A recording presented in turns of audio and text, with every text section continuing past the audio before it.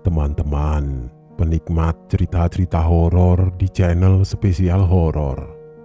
Satu lagi, cerita horor akan Mimin bawakan buat kalian semua. Kali ini dari akun Twitter Restu Wiraatmaja berjudul Kamar Ritual Penumbalan. Bercerita tentang kamar kos-kosan angker. Buat kalian yang sudah tidak sabar, langsung saja selamat menyimak dan semoga kalian suka dan terhibur selalu.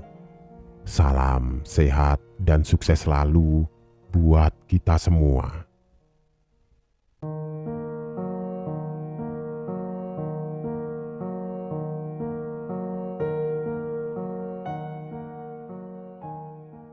Kisah ini diambil dari kisah nyata seorang mahasiswi asal Jakarta yang kebetulan melanjutkan studinya di salah satu universitas di Yogyakarta dan tinggal di kosan, tempat pemujaan ritual terhadap salah satu sosok pesugihan di sana. Sebut saja namanya Silvi.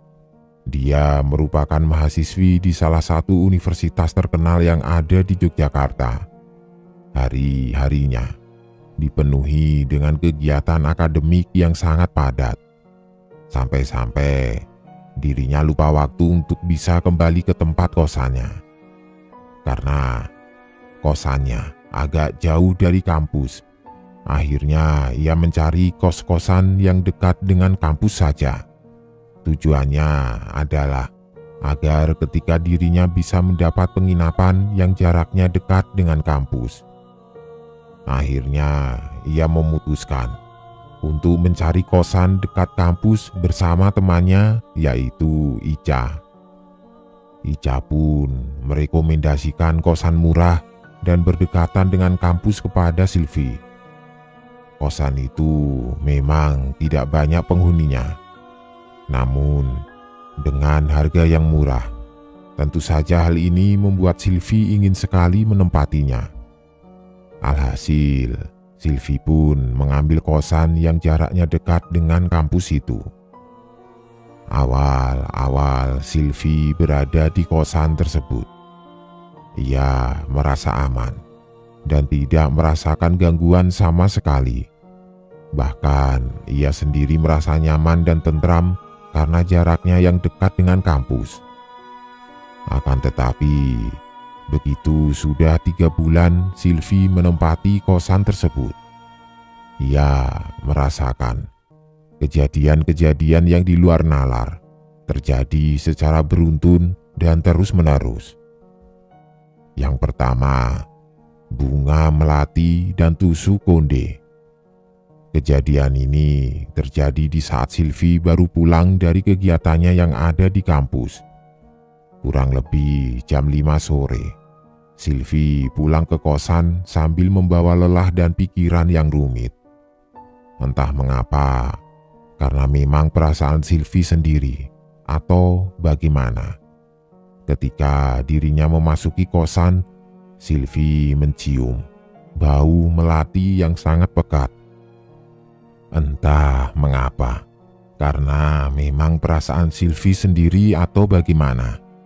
Ketika dirinya memasuki kosan, Silvi mencium bau melati yang sangat pekat. Baunya seperti minyak wangi melati milik keraton yang sering dikenakan para orang-orang dalam keraton.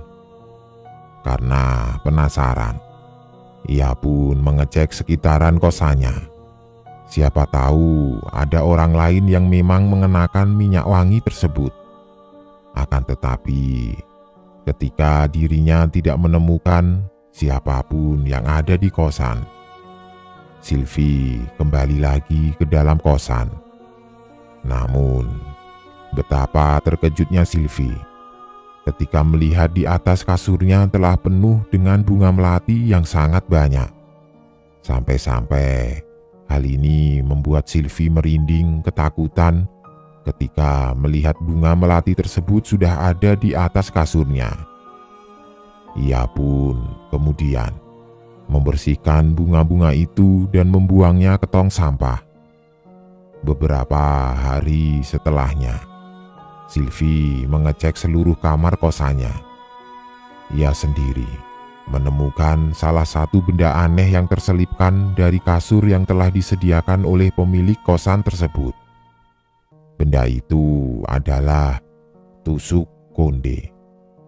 Sylvie yang penasaran, ia pun mencoba mencari tahu arti dan makna dari tusuk konde tersebut kepada teman-teman kampusnya. Rata-rata mereka yang mengetahui hal mistis terkait tusuk konde itu mengatakan bahwa Sylvie sedang menjadi incaran salah satu makhluk yang berada di kamarnya.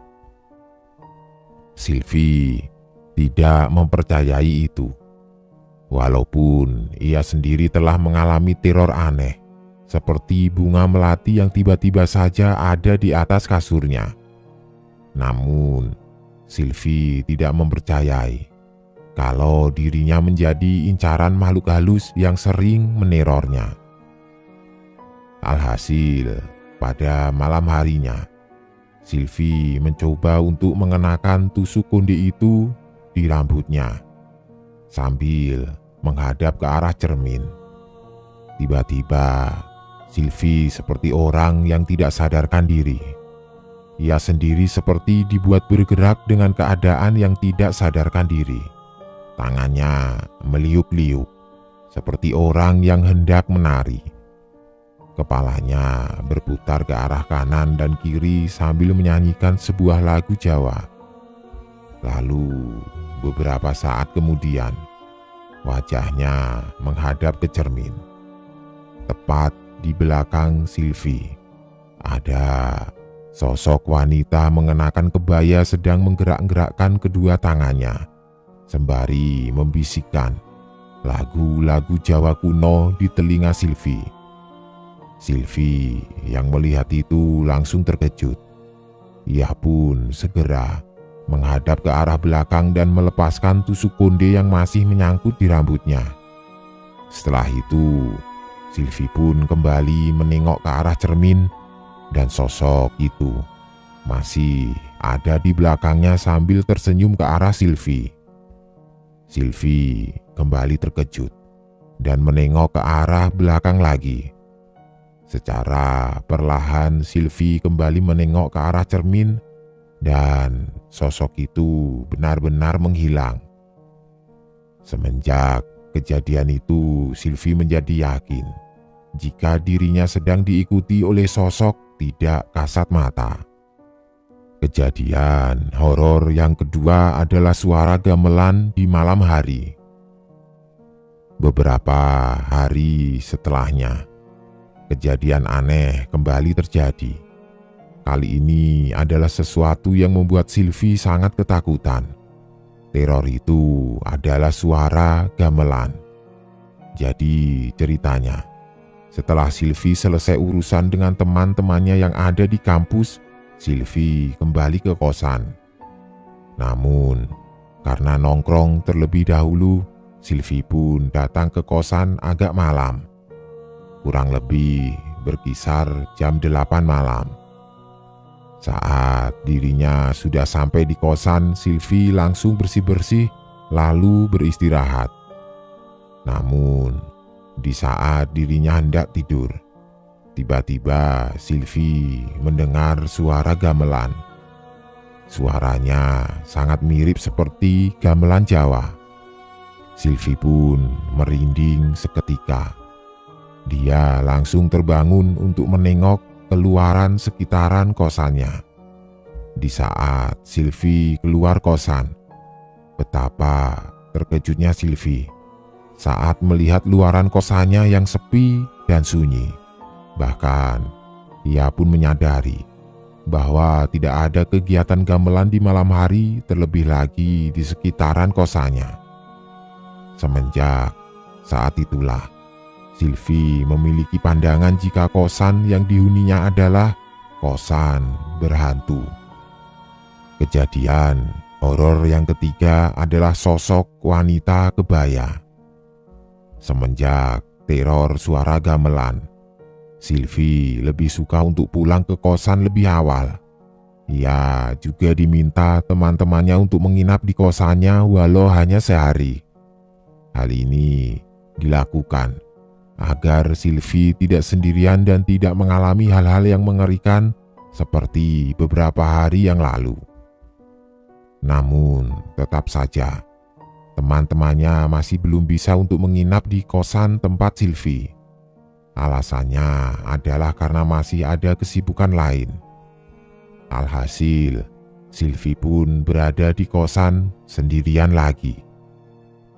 Akan tetapi, kejadian yang mengerikan terulang kembali. Suatu hari, saat Sylvie pulang ke kosan lebih awal, dia berencana untuk istirahat lebih awal. Karena memang hari-hari selanjutnya akan padat jadwal dan kegiatan kampus. Sebisa mungkin Sylvie memperbanyak istirahat dan lebih sering berada di kosannya. Hari itu tepatnya malam Jumat. Sylvie tertidur lebih awal di jam 8 malam. Ia berencana ingin sholat tahajud agar semua ketakutannya hilang dan seluruh aktivitasnya menjadi lancar. Tepat jam 2 pagi, Sylvie terbangun. Ia kemudian mengambil air wudhu dan melaksanakan sholat tahajud. Usai melaksanakan sholat tahajud, Sylvie berdoa agar selalu dalam perlindungan. Ketika semuanya telah selesai, Sylvie berencana ingin tidur kembali. Namun, di saat Sylvie baru merebahkan tubuhnya, tiba-tiba ia mendengar seseorang yang sedang bernyanyi lagu Jawa kuno di luaran kamarnya. Sylvie merasa ada yang aneh akan suara tersebut. Terlebih lagi, ia belum mendengar sekalipun para penghuni kosannya menyalakan lagu Jawa kuno tersebut. Karena penasaran, Sylvie pun bangkit dari kasur dan mencoba untuk mengecek sekitaran kosannya. Sebenarnya, ada rasa takut yang muncul saat Sylvie keluar dari kosannya.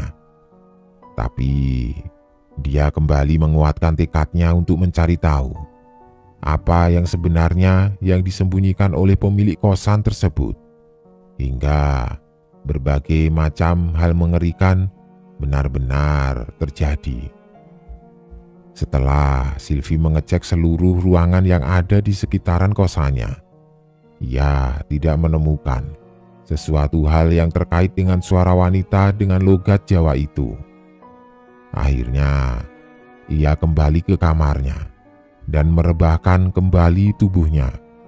Akan tetapi, baru saja Sylvie memejamkan kedua matanya, ia mendengar lagi suara wanita yang sedang bernyanyi dengan logat Jawa. Dan hal yang mengerikan benar-benar terjadi di hadapannya sekarang. Saat Sylvie membuka kedua matanya, Sylvie melihat dengan jelas sosok wanita dengan berpakaian kebaya sedang menari-nari di hadapannya. Sosok itu mengajak Sylvie untuk menari bersama. Seluruh tubuh Sylvie seketika menjadi beku dan tidak bergerak saat itu juga. Keringat dinginnya mulai bercucuran deras manakala sosok itu mulai menggerayangi tubuhnya. Perlahan, sosok itu membisiki sesuatu kepada Sylvie dengan ucapan Jawa yang berisi, "Jangan keluar dari sini, aku sudah menyatu dengan tubuhmu." Sosok itu menggerak-gerakkan tangannya sambil berjalan mundur. Beberapa saat kemudian, sosok itu menghilang dan meninggalkan wewangian melati, persis saat pertama kali Sylvie mencium bebauan tersebut. Setelah kepergian sosok itu, tubuh Sylvie bisa bergerak kembali. Ia kemudian menangis terseduh-seduh karena baru kali ini melihat secara jelas penampakan sosok wanita mengenakan kebaya sambil membisikkan sesuatu kepadanya. Keesokan harinya, Sylvie pun menemui pemilik kosan. Ia merasa sudah tidak sanggup lagi untuk melanjutkan ngekos di tempat itu. Setelah bertemu dengan pemilik kosan, barulah pemilik kosan tersebut membeberkan sesuatu yang memang telah disembunyikan lama. Keluarga pemilik kosan tersebut ternyata masih ada kaitannya dengan pantai selatan. Sampai-sampai tak ada satupun keluarga yang mau untuk melanjutkan salah satu ritual yang sering kali dilakukan oleh keluarganya terhadap persembahan kepada Nyi Ratu Kidul. Alhasil, dampak atau imbasnya terhadap orang-orang yang ada di sekitaran. Dan ternyata kosan yang dihuni oleh Sylvie dulunya adalah tempat yang digunakan untuk melakukan lelakon. Karena itulah Sylvie seringkali diteror dengan teror yang bermacam-macam. Sylvie pun menambahkan kalau dirinya disebut-sebut sebagai orang yang sudah menyatu dengan sosok wanita kebaya itu. Pertanyaan itu membuat pemilik kosan sedikit terkejut. Ia sendiri tidak percaya jika Sylvie akan menjadi pilihan bagi sosok wanita kebaya, yang mana dia adalah satu dari banyaknya utusan Nyi Ratu untuk dijadikan wadah penerus dari ritual yang telah dilakukan secara turun-temurun. Mendengar penjelasan itu, pemilik kosan meminta Sylvie untuk tidak meninggalkan kosannya terlebih dahulu, karena ditakutkan ada beberapa hal yang mungkin saja bisa membahayakan pada Sylvie. Sylvie tidak bisa melakukan apa-apa. Ia sendiri merasa sudah sangat tertekan dengan segala teror yang selama ini dirasakannya selama berada di kosan tersebut. Hasil, ia pun menghubungi keluarganya yang berada di Jakarta. Sylvie menjelaskan maksud hal tersebut. Ia sendiri sudah diambang stres karena seringkali diganggu oleh sosok wanita mengenakan kebaya tersebut. Dan beruntungnya, keluarga Sylvie pun akan datang ke kosannya bersamaan dengan seorang ustadz yang dipercaya mampu untuk menghilangkan energi jahat tersebut. Keluarga Sylvie berjanji akan datang keesokan harinya. Namun Sylvie sendiri belum merasa aman. Setelah mendengarkan penjelasan dari pemilik kosan, Sylvie semakin takut akan teror-teror selanjutnya. Sudah beberapa kali ia meminta teman-teman kampusnya untuk menginap di kosannya walau sehari. Namun teman-temannya tidak ada yang merespon. Walaupun memang ada yang merespon, akan tetapi mereka beralasan karena sibuk ataupun ada kegiatan lainnya. Sylvie merasa tertekan di situ. Ia pun mencoba untuk memberanikan diri agar bisa melawan rasa takutnya. Seperti biasa, sebelum tidur Sylvie berwudu dan membaca Al-Quran terlebih dahulu. Setelah itu, ia mendengarkan lantunan sholawat dari HP-nya. Dan akhirnya Sylvie pun tertidur.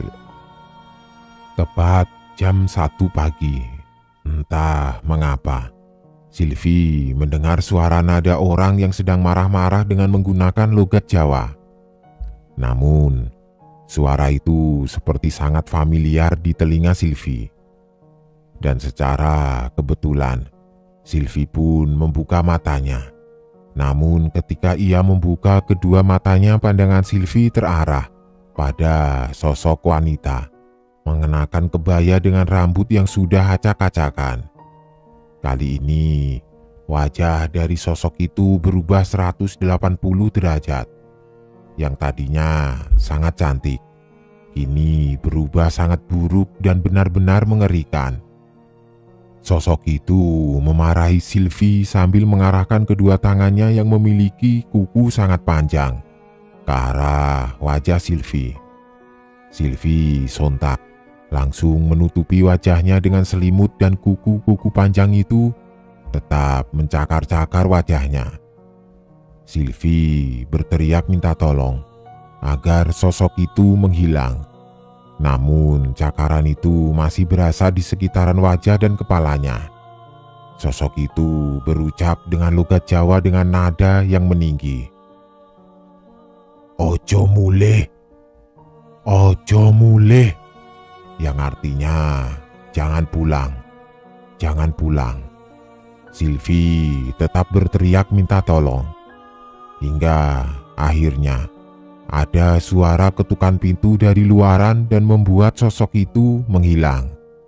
Silvi masih terdiam sambil menangis dengan wajah yang ditutupi oleh selimut. Mbak Silvi tidak apa-apa kan?" tanya pemilik kosan. Silvi langsung membuka selimutnya dan berlari ke arah pintu. Ia meminta kepada pemilik kosan agar bisa ikut tidur bersama di rumahnya. Pemilik kosan pun mengabulkan permintaannya. Untuk sementara Silvi tidur di rumahnya yang berada di lantai bawah. Barulah keesokan harinya, keluarga Silvi datang ke kosan Silvi bersama dengan seorang ustadz. Ustadz itu bernama Ustadz Adib. Ia sendiri merupakan guru ngaji Silvi sewaktu masih tinggal di Jakarta dan mengaji di madrasah miliknya. Karena bertemu dengan guru madrasahnya, Silvi pun mencium tangan beliau sebagai rasa takzim. Barulah pembahasan dimulai. Silvi menceritakan secara detail kejadian dari awal mula ia berada di kosan hingga teror yang terus-menerus mengganggunya. Berlanjut penjelasan dari pemilik kosan. Ia sendiri menjelaskan bahwa kamar yang digunakan Silvi adalah kamar bekas ritual salah satu anggota keluarganya yang memang masih ada kaitannya dengan Nyi Ratu Kidul. Mendengar hal itu, Ustadz Ati pun meminta kepada pemilik kosan untuk bisa mengecek kamar kosan Silvi. Pemilik kosan itu menyetujuinya. Setelah tiba di depan kamar kosan, Ustadz Adib meminta kepada yang lainnya untuk tidak masuk terlebih dahulu. Pintu kosan tetap dibuka lebar, namun mereka semua tidak diperkenankan masuk ke dalamnya.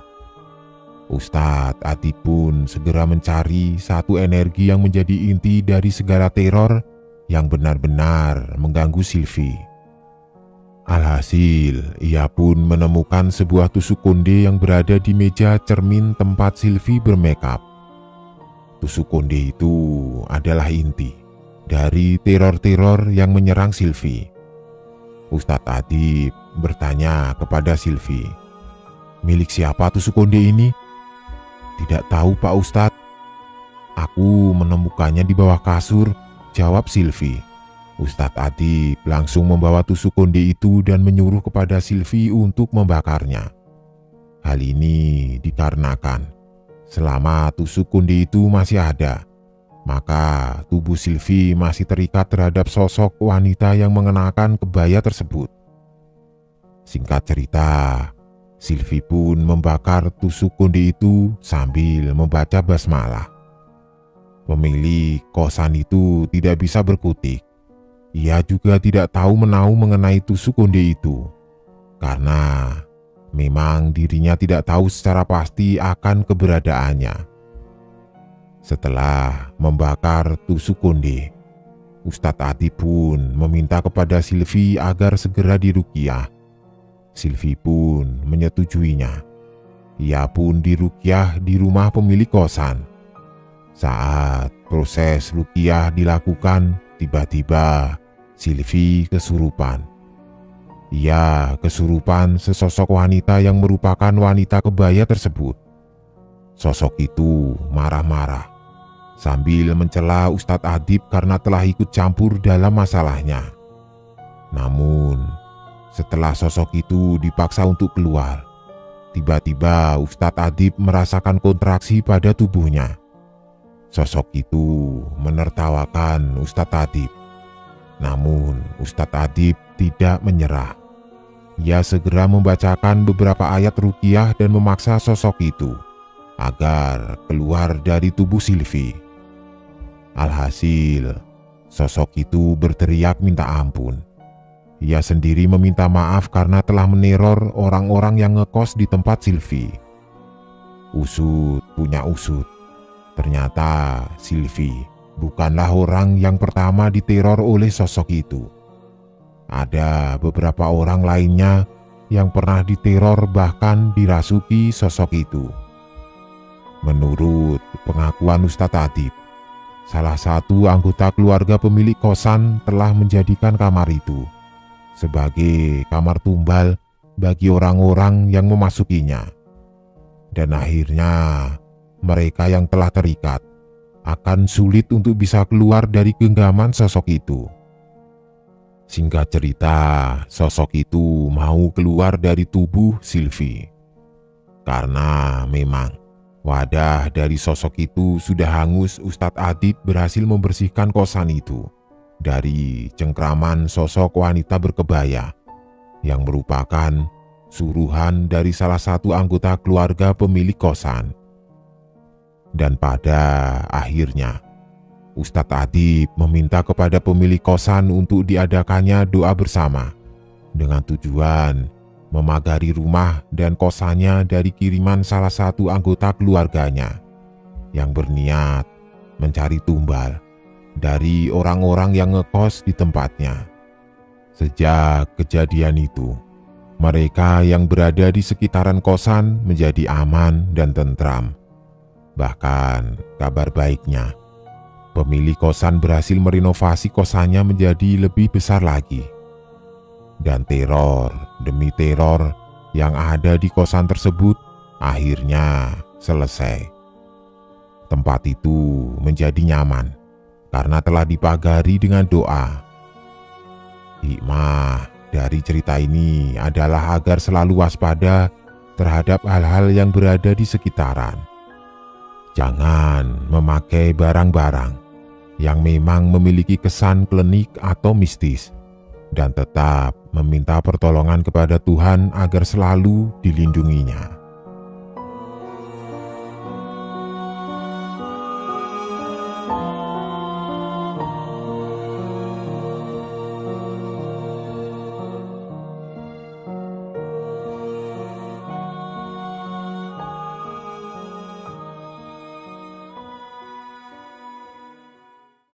Teman-teman semua, penikmat cerita-cerita horor dan subscriber setia channel spesial horor, dimanapun kalian berada dan bersama siapapun kalian berada, semoga selalu sehat, sukses, dan bahagia selalu. Di hari ini, Mimin akan kembali membawakan sebuah cerita horor khusus buat kalian, berjudul asli Kamar Angker Asrama TKW, dari akun Twitter @ceritaarwah. Langsung saja, selamat menyimak dan semoga terhibur selalu. Salam horor.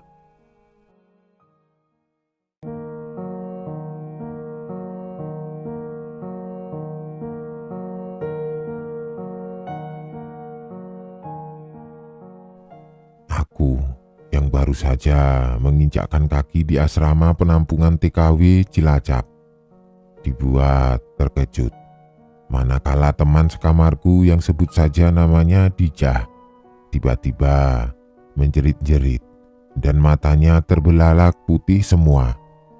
Aku yang baru siang itu datang ke penampungan TKW bingung harus melakukan apa selain hanya bisa ikut membacakan surat-surat pendek sebisaku di telinga Dijah. Beberapa TKW lain turut membantu menyadarkan Dijah dengan melantunkan ayat kursi dan memencet jempol kaki Dijah. Kuat-kuat, namun semua hasilnya nihil. Dijah masih saja meronta-ronta dan berteriak-teriak histeris sambil menyebut, "Anakku, anakku." Selain itu, Dijah sampai menendang beberapa TKW lain yang mencoba merejang tubuh Dijah saat kesurupan. Karena sudah berjam-jam Dijah ini masih juga tidak sadarkan diri, akhirnya diputuskanlah Mbak Tarminah, salah seorang TKW yang bertujuan kerja ke negara Taiwan itu, memanggil orang pintar yang tinggal di dekat asrama penampungan TKW. Sekitar 15 menit kemudian, Mbak Tarminah datang kembali dengan pria menggunakan baju koko yang disebut-sebut Pak Ustadz Gibran. Pak Ustadz kemudian mencoba membaca-bacakan doa dan menempelkan jari telunjuknya di kening Dijah. Tapi yang ada, keadaan Dijah malah makin menjadi-jadi. Kekuatan Dijah seolah tidak habis-habis meronta-ronta dan melawan Pak Ustadz Gibran. Bahkan Dijah sampai berani menantangi Pak Ustadz Gibran untuk mengusirnya. Segala upaya sudah dilakukan Pak Ustadz Gibran untuk menyadarkan Dijah selama hampir 1 jam lamanya, tapi masih juga tidak membuahkan hasil. Karena malam sudah semakin larut dan semua orang yang mencoba menyadarkan Dijah sudah pada ikut kelelahan, termasuk Pak Ustadz Gibran sendiri. Dengan terpaksa, Pak Ustadz pun berpamitan pulang undur diri. "Maaf, sepertinya setan yang menempel di tubuh Dijah terlalu kuat. Saya sudah menyerah dan kelelahan. Lebih baik saya pamit undur diri saja," jawab Pak Ustadz Gibran sambil berpamitan pulang. Dalam keadaan Dijah yang masih meronta-ronta dan berteriak-teriak seperti orang gila. Untuk sementara, tubuh Dijah mau tidak mau diikat oleh tali rapiah agar Dijah tidak kabur ke jalan ataupun menyakiti para TKW lainnya. Dalam suasana yang masih mencekam, salah satu pengurus penampungan TKW yang bernama Ibu Lili tiba-tiba teringat akan sesuatu. Ia meminta Mbak Reni, salah satu TKW yang sudah lumayan lama tinggal di asrama penampungan, untuk memanggil Mbok Daryatun di rumahnya yang kebetulan rumahnya tepat ada di belakang asrama penampungan TKW. "Bilang sama Mbok Daryatun, jika Dijah kesurupan arwah Sumini. Tolong Mbok Daryatun segera ke asrama sekarang, karena arwah Sumini tidak mau keluar dari tubuh Dijah," pinta Bu Lilik, memberi pesan pada Mbak Reni, dan Mbak Reni langsung mengikuti arahan dari Bu Lilik untuk mendatangi rumah Mbok Daryatun. Begitu sampai di rumah Mbok Daryatun, oh iya, Mbok Daryatun ini adalah tukang masak di asrama TKW penampungan Cilacap. Dia sudah puluhan tahun ikut bekerja sebagai juru masak di PT tersebut dari sewaktu PT penampungan TKW masih dikelola oleh Pak Sembiring, yang kini sudah diwariskan ke anaknya yang bernama Pak Gultom. Mbak Reni langsung menceritakan kejadian kepada Mbok Daryatun, dan Mbok Daryatun segera bergegas datang kembali ke asrama penampungan TKW. Setibanya di depan gerbang, Mbok Daryatun dicegat oleh Bu Lili dan ia sempat berbicara. "Mbok, tolongin Dijah yang kesurupan Sumini.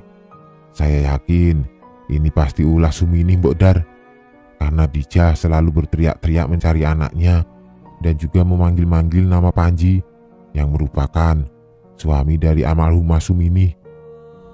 Saya pun benar-benar baru teringat, Mbok.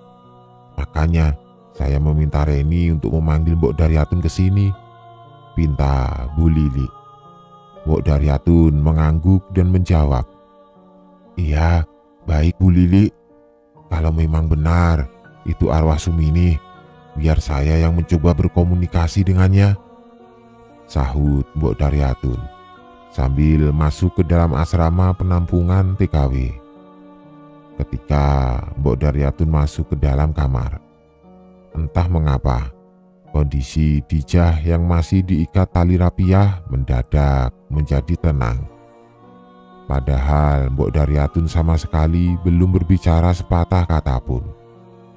Mbok Daryatun lalu datang dan memeluk tubuh Dijah seperti memeluk seorang anak yang telah lama berpisah dari orang tuanya. "Nak, Sumini, keluarlah dari tubuh Dijah, nak. Jangan mengganggu anak-anak di sini, nak Sumini. Mereka tidak tahu menahu masa lalumu itu. Jangan melampiaskan dendammu pada orang yang tidak tahu apa-apa, nak. Mbok Daryatun tahu kalau arwah nak Sumini masih tinggal di kamar ini. Tidak apa-apa kok, nak. Yang penting nak Sumini janji jangan mengganggu lagi penghuni di sini ya, nak," ucap Mbok Daryatun sambil terus memeluk dan mengusap-usap pundak Dijah yang sedang kerasukan. Seolah mengerti apa yang diucapkan Mbok Daryatun, Dijah langsung menangis sesenggukan dan kemudian tubuh Dijah tergeletak pingsan. Sontak saja para TKW lain yang menyaksikan keanehan itu termasuk aku ikut bertanya-tanya, siapa itu Sumini dan maksudnya apa dendam Sumini yang dikatakan oleh Mbok Daryatun barusan. Sesudah keadaan tenang dan Dijah perlahan mulai sadar, Mbok Daryatun berpesan untuk tidak melamun dan berpikiran kosong di rumah penampungan asrama ini.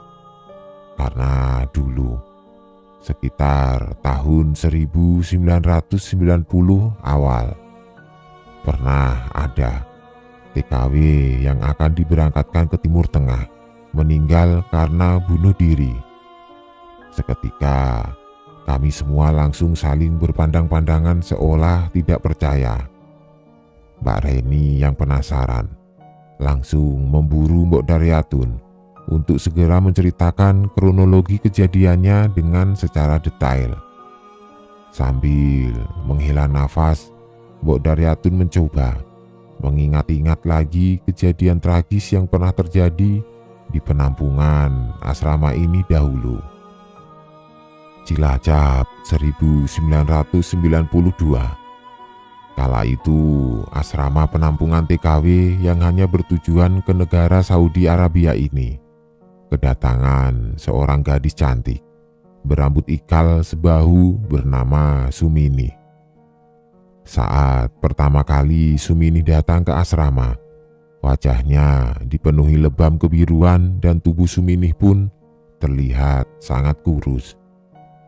Sumini sangat amat pendiam.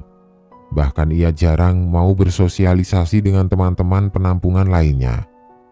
Sumini sering duduk menyendiri di bawah pohon di pekarangan belakang asrama penampungan TKW.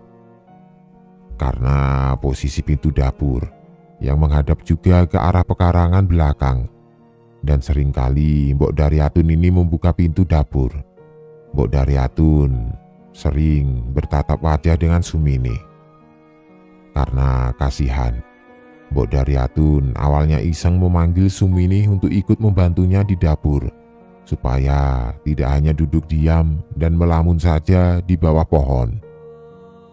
"Nak, kamu ini kok melamun saja sih di bawah pohon? Apa tidak takut kesurupan kuntilanak? Daripada melamun, ayo sini bantuin Mbok Daryatun masak saja ya," sapa Mbok Daryatun membuka percakapan. Ternyata Sumini pun mau ikut membantu Mbok Daryatun di dapur.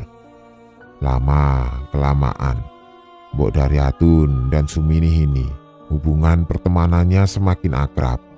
Sumini menjadi sering menghabiskan waktu di dapur bersama Mbok Daryatun sehabis jam kelas bahasa yang diadakan di asrama usai. Mbok Daryatun menganggap Sumini ini seperti keluarganya sendiri. Begitupun sebaliknya. Sumini menjadi tidak lagi canggung dan kesepian setelah kenal dengan Mbok Daryatun yang mempunyai sifat humoris. Suatu ketika, tiba-tiba Sumini curhat kepada Mbok Daryatun mengenai perjalanan hidupnya yang bisa dibilang sangat panjang dan menyakitkan. Saat Sumini berusia 4 tahun, ia harus menerima kenyataan jika ia menjadi seorang yatim piatu dan diurus oleh keluarga dari pihak sang ayah. Dirawat oleh saudara dari ayah, Sumini kecil sudah terbiasa hidup dalam diskriminasi dan dibeda-bedakan perlakuannya dengan anak kandung dari saudara ayahnya itu. Berlanjut sampai dengan Sumini yang beranjak dewasa. Ia pun sempat mengalami pelecehan seksual. Namun, kala itu ia tidak berani berbicara karena takut diusir dan tidak memiliki tempat tinggal. Karena posisinya telah mengandung anak dari hasil pelecehan seksual saudara ayahnya itu, Sumini dipaksa menikah dengan lelaki yang tidak dicintainya bernama Panji untuk menghilangkan jejak jika Sumini telah mengandung anak hasil hawa nafsu bejatnya. Tak hanya sampai di situ saja penderitaan dan kesakitan Sumini. Sang suami, Panji, adalah orang yang sangat pemalas dan gemar bermabuk-mabukan. Tak jarang Sumini menerima siksaan demi siksaan yang dilakukan oleh Panji. Sumini pun bercerita, ia bahkan sampai dijual kepada temannya Panji untuk diperlakukan tidak sopan dan dibayar seharga Rp25.000. Mbok Daryatun lalu menanyakan kepada Sumini, mengapa ia bisa sampai nekat ke luar negeri, dan kemudian Sumini kembali menjelaskan itu semua ada hubungannya dengan suaminya. Sang suami, Panji, tidak sengaja bertemu dengan Pak Kuncoro, agen penyalur TKW yang ingin diberangkatkan ke Timur Tengah. Tanpa berlama-lama, Panji langsung meminta istrinya Sumini untuk merantau saja. Namun saat itu karena Sumini yang masih takut dan masih belum mau jauh dari anaknya yang masih kecil, Sumini sampai harus menerima pukulan di wajahnya karena dipaksa sang suami untuk merantau menjadi TKW. Sumini sempat bertanya hal yang lirih kepada Mbok Daryatun perihal keadilan dan kebahagiaan di dunia ini. "Mbok Dar, kenapa ya selama hidup kok aku ini tidak pernah merasakan kebahagiaan? Kadang aku iri, Mbok, dengan kebahagiaan orang lain. Sampai kadang aku bertanya-tanya, apa Tuhan itu ada dan benar maha adil?" tanya Sumini lirih. "Ada kok, Nak. Tuhan itu maha adil, Sumini. Jika kamu merasa hidup di dunia ini tidak adil, coba kamu lihat di luar sana. Masih banyak sekali orang yang mempunyai kekurangan dan berjuang melawan kerasnya kehidupan lebih buruk daripada yang kamu alami saat ini, loh, Sum," jawab Mbok Daryatun sambil mengelus-elus rambut Sumini. Entah, mungkin pertanyaan itu sebuah firasat atau pertanda buruk yang akan terjadi. Berselang beberapa hari kemudian, suami Sumini datang untuk menemui Sumini sambil membawa pesan duka. "Sumini, anak kita meninggal, Sum," ucap Panji membuat Sumini mendadak langsung jatuh pingsan. Menurut pengakuan Panji, sang anak tidak sengaja terbawa arus di parit saat sedang bermain-main. Anak Sumini sendiri baru diketemukan 2 hari setelah dinyatakan hanyut di pesisir anak sungai. Dari mulai saat itu, Sumini yang sudah berubah menjadi periang dan perlahan bisa menerima kepahitan hidupnya, kini perlakuannya lebih parah dari semenjak ia datang ke asrama itu pertama kalinya. Ia tidak mau makan, dan tidak mau berbicara apa-apa. Sempat Suminih ini ingin dikembalikan saja ke rumah suaminya. Namun karena ia sudah memiliki majikan di Arab Saudi dan akan segera diberangkatkan sebentar lagi ke negara tujuannya, Suminih jadi tidak bisa dipulangkan.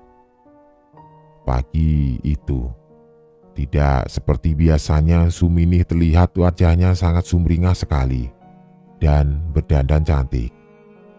Mbok Daryatun berpikiran jika mungkin saja Suminih ini sudah belajar mengikhlaskan yang terjadi dan ingin membuka lembaran baru dalam hidupnya.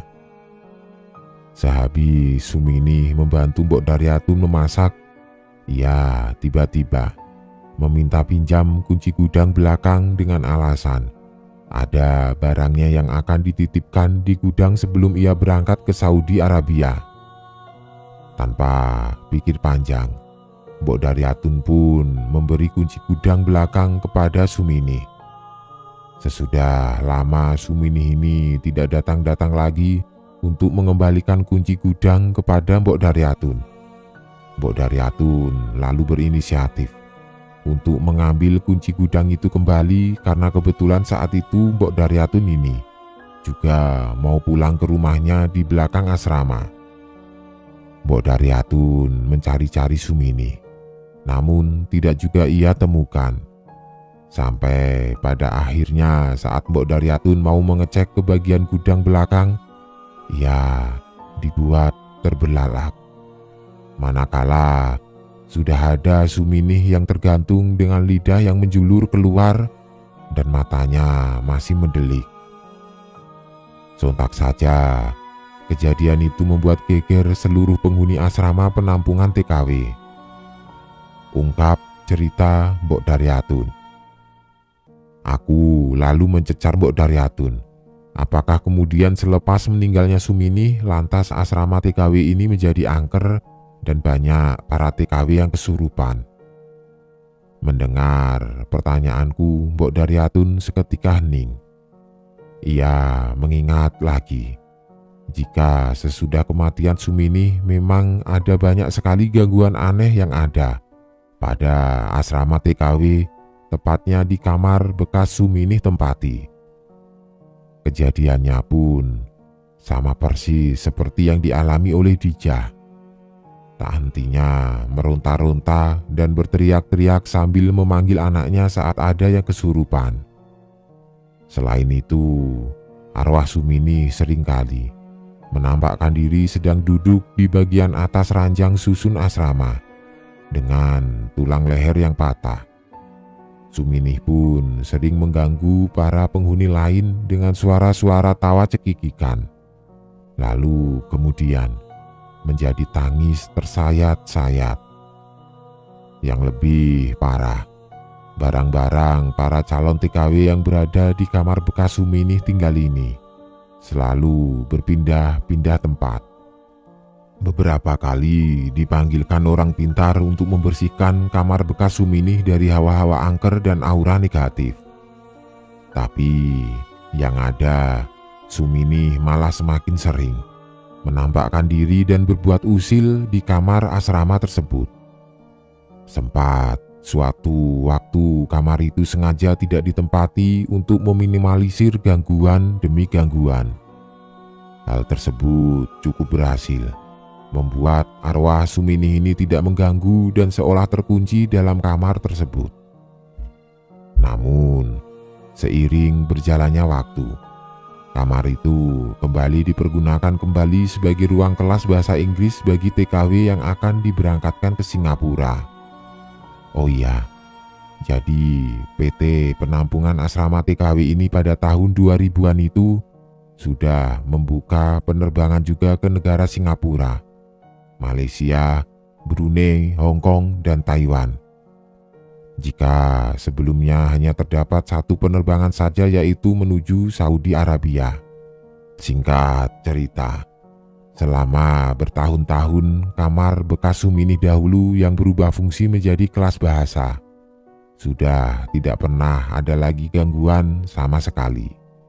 Bahkan Mbok Daryatun dan Bu Lili, dua orang saksi mata atas kejadian tragis dahulu pun sudah lupa jika ruang kelas bahasa Inggris itu sebelumnya merupakan kamar angker bekas Suminih tempati.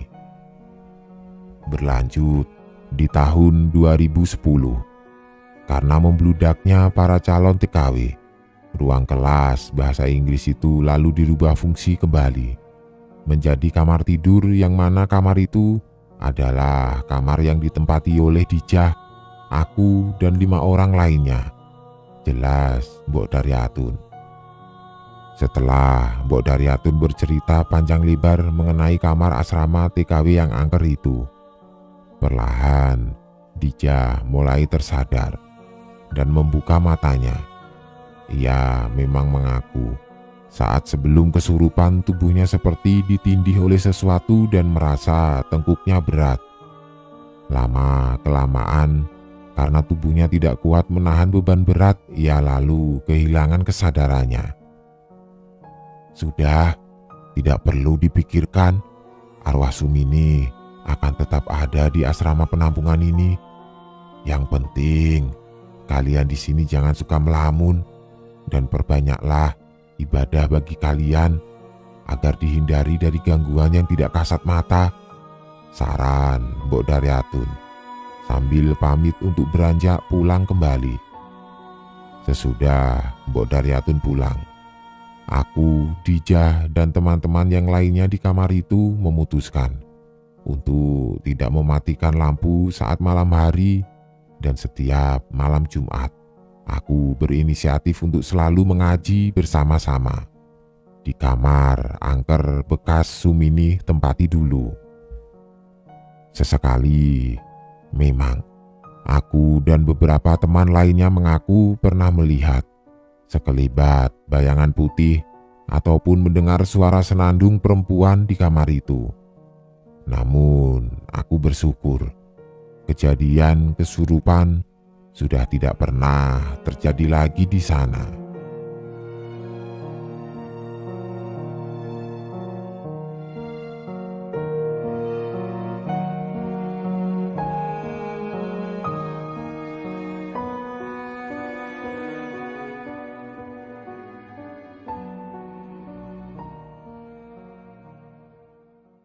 Selamat malam teman-teman semua. Jumpa lagi bersama Mimin di channel spesial horor. Kali ini Mimin akan membacakan sebuah cerita horor pendek berjudul Pocong Mini dari akun Twitter @paimoto. Selamat menyimak kalau teman-teman semua masih berani.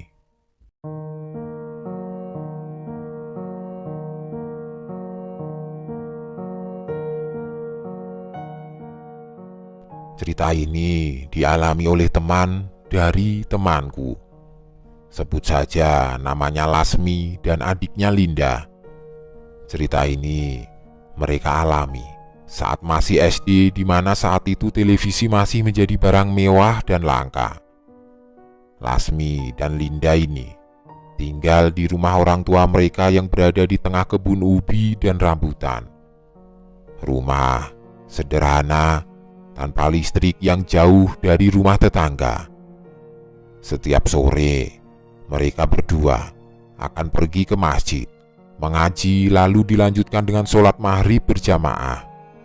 Malam itu, setelah sholat maghrib, Linda mengajak kakaknya untuk mampir ke rumah Pak Burlian. "Ayolah kak, kita numpang nonton TV di rumah Pak Burlian," pinta Linda setengah merengek ke kakaknya. "Kita langsung pulang saja, nanti kalau mampir dulu, malam akan semakin larut," tolak Lasmi. "Kakak memang pelit, ya sudah, aku pergi sendiri kalau kakak tidak mau," Linda mengeluarkan jurus merajuknya sambil berjalan menuju rumah Pak Burlian. Mau tidak mau, akhirnya dengan kesal Lasmi menyusul adiknya. Hingga tibalah mereka di rumah Pak Burlian. Di sana sudah ramai oleh anak-anak lain yang juga menumpang nonton. "Ah, Aman, pasti nanti ada teman barengan untuk pulang, pikir Lasmi, sedikit lega dan mulai menikmati acara di TV. Hingga tidak terasa waktu bergulir dan menunjukkan pukul 9 malam. Singkat cerita, mereka semua bubar. Awalnya ada 2 orang anak, Anggi dan Meli, yang searah dengan mereka. Namun di perempatan, Anggi dan Meli berbelok ke kiri, sedangkan Lasmi dan Linda akan lurus saja, hingga terlihat kebun-kebun rambutan dan ubi. Di kebun itulah mereka akan berbelok ke kanan melewati pohon-pohon ubi setinggi tubuh orang dewasa. Baru setelah itu akan sampai ke rumah. Di persimpangan jalan, saat berpisah dengan Anggi dan Meli, barulah Lasmi sadar mereka hanya berdua dan jalanan ini sangat sepi. Karena cuma rumah mereka yang berada di sana. Berbeda dengan Lasmi, Linda yang umurnya 2 tahun di bawah kakaknya itu terus saja menceracau, menceritakan pendapatnya tentang film yang baru saja mereka tonton. Saking semangatnya, dia tidak menyadari perubahan sikap kakaknya. Lasmi berjalan dalam diam. Dia berusaha menundukkan kepalanya, tapi sepertinya kepalanya tidak bisa diajak kerjasama malam itu. Kepalanya terus saja menoleh ke kiri dan ke kanan sambil matanya menatap ke sudut-sudut gelap di kebun rambutan. Jarak rumah juga terasa semakin jauh meski dia sudah berusaha mempercepat langkahnya. Memasuki kerapatan pohon singkong, tiba-tiba Linda berkata, "Bau busuk apa ini?" sambil hidungnya mengendus-endus seperti anjing pelacak. Lasmi membeku di tempat. Dia teringat cerita ibunya. Salah satu tanda keberadaan makhluk halus di sekitar kita adalah bau busuk. Lasmi lekas menarik tangan Linda sembari berkata, "Jangan diendus, ayo cepat kita pulang." "Nanti dulu kak," jawab Linda sembari melepaskan tangannya dari Lasmi. Gadis kecil itu melangkah ke bahu kiri jalan. "Kak, sini dulu," panggil Linda kepada kakaknya. Perasaan Lasmi menjadi semakin tidak enak. "Sudahlah Lin, ayo kita pulang saja," kata Lasmi sembari masih berdiri di tempatnya.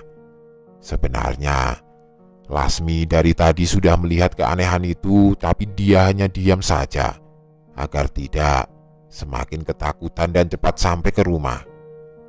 Tetapi adiknya yang selalu ingin tahu itu malah mendekatinya. Di sana, di pohon singkong yang berjarak selangkah dari bahu jalan, tergantung benda putih sebesar bantal guling bayi. Bagaimanapun takutnya Lasmi, dia akhirnya menyusul Linda.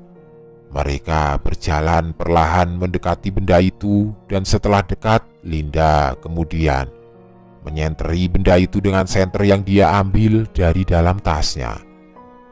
Cahaya senter tepat mengenai benda itu yang ternyata memiliki muka. Mukanya dipenuhi belatung dengan kulit merah mengelupas. Matanya hanya berupa 2 rongga kosong. Sontak kedua kakak beradik itu menjerit sejadi-jadinya. Namun di tengah kebun itu, siapa yang akan mendengar mereka? Saking kaget dan ketakutannya, Linda bahkan sampai jatuh terduduk, sedangkan Lasmi sudah berlari meninggalkan adiknya di sana. Dia berlari tersarut-sarut di jalan tanah yang berbatu. Namun belum jauh dia berlari, Lasmi seperti tersadar karena tidak ada adiknya mengikuti di belakang. Lasmi mengira bahwa Linda juga akan ikut berlari bersamanya. Dia sadar ternyata adiknya masih terduduk di bawah pohon singkong itu. Hatinya kemudian sangat dilema antara kembali minta pertolongan orang tuanya atau kembali menjemput adiknya. Kemudian Setelah berpikir beberapa saat, Lasmi akhirnya memutuskan kembali menjemput adiknya. Karena jarak rumahnya masih lumayan jauh dari kebun itu. Sepanjang jalan, dia terus berdoa, memohon perlindungan Tuhan. Sesampainya di bawah pohon singkong itu, Lasmi melihat Linda masih terduduk dengan mulut terbuka.